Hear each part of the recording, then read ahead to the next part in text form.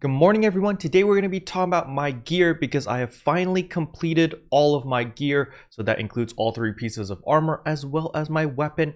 And I am pretty much set for the next 2 to 3 months because I am very happy with my huge investment. I actually invested quite a bit of Meseta, but more importantly, I invested a lot of time farming for all of the capsules and gear and stuff that I'm currently wearing.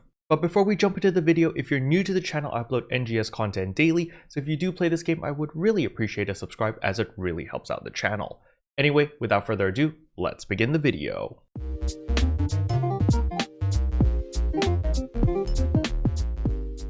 So the first thing I want to show you guys is, of course, my battle power. I am at 2072 battle power. Now, I could get this a little bit higher, but at an extreme cost, which, wow, Jayco is very beautiful.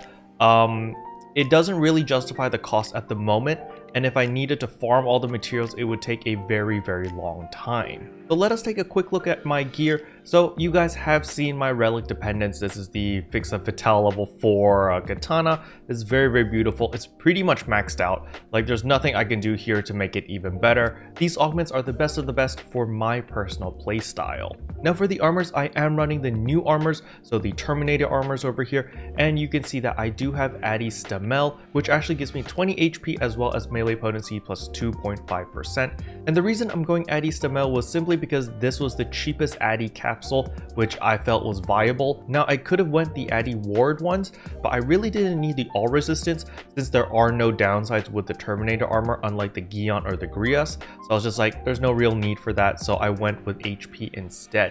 As for Didal Soul 3, Gigasmite 3, Alt Secreta 3, Dreadkeeper 3, these are pretty much the best in slot for my personal playstyle. Now please keep in mind, I keep stressing it, this is perfect for my personal playstyle. The reason I keep saying this is because these augments may not be the best in slot for you. For example, if you play a force, then you might want to prioritize tech potency as well as PP over tankiness, because as a force, there's less risk of you being in front of things and getting hit all the time, so maybe defense is of a lower priority to you, while for me as a braver, I need Dreadkeeper 3 in order to keep me healthy, keep me topped up all the time, because I know for a fact that I'm not mechanically skilled enough to counter everything and to block everything in time, so this is kind of like my way of adjusting to my personal playstyle. Now, you might be the perfect braver out there, you might be like Mill. If you're like Mill, then sure, you can go full glass cannon because you are very confident in your mechanical prowess in order to counter everything and yeah, basically just live through everything. So then glass cannon makes sense for you. So now let's take a quick look at my stat information. So you can see battle power is 2072, my HP is 703, PP is 150, attack is 1324, and my defense is 762. Now my melee potency is 57.5%. Now I know you can get a lot higher. You can get to like 63, 64% if you go full glass cannon. However, for me, 57.5% potency is more than enough, because I used to rock 30% potency, which was really low, and I was doing peanut damage, but I was very tanky. This is essentially, I'm still super tanky with my 700 HP and my 150 PP, which is decent, and I still managed to deal about 80% damage, 85% damage, compared to people who are going full glass cannon and just going pure damage. So for my personal playstyle, this is the perfect middle ground. And as you guys can see in the B-roll, I am holding aggro against Dark Balls the entire fight. So I think I'm doing my job pretty well, because Braver is very strong as long as you can take advantage of those counters, because counters are just insane, especially with Brave Spirit. So this is really nice. So I'm very happy with the current build that I have on ship 2. So now some of you guys may be asking, alright Kero, you're done gearing up for the next 2 to 3 months. What exactly are you going to be playing now? Like, you know, what are you doing in game now? Aren't you bored? Well, the thing is, I'm gearing up my ship 1 character.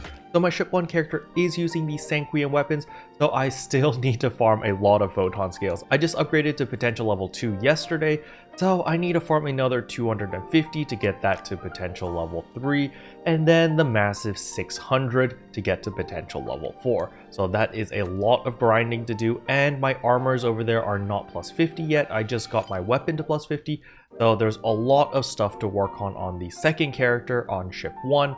But as for my main character on ship 2, I think the only thing I'm going to be focusing on is building up my meseta, building up my wealth. So as you guys know, I am fully free to play, so my shop passes are limited, so I will need to farm a lot of stuff. I think I'm probably going to be focusing on like Strugments, because Strugments are still going for a pretty good price, because not a lot of people want to grind for them, to be honest, and it's understandable. So I think I'm just going to farm like, you know, several hundred Strugments, throw them on the market, make a little bit of money, and just slowly build up my wealth so that when the next big upgrade comes along, I'm ready for it. I have the money, I have the resources, you know, my mineral farming route, I'm still going to be doing all of that stuff. Just making sure that I am topped up so that when the next big update rolls in, I'm ready for it. I can do everything on day one and bring you guys the information that you guys need so that you don't make any mistakes like, you know, wasting your materials on upgrading on useless weapons, stuff like that. I think like the cuckoo weapons, when they come out, I'll probably invest into that, see what the katana does or what the bow does, see if there's any interesting ones, and just test out their potentials, because I feel like that would be really fun to do.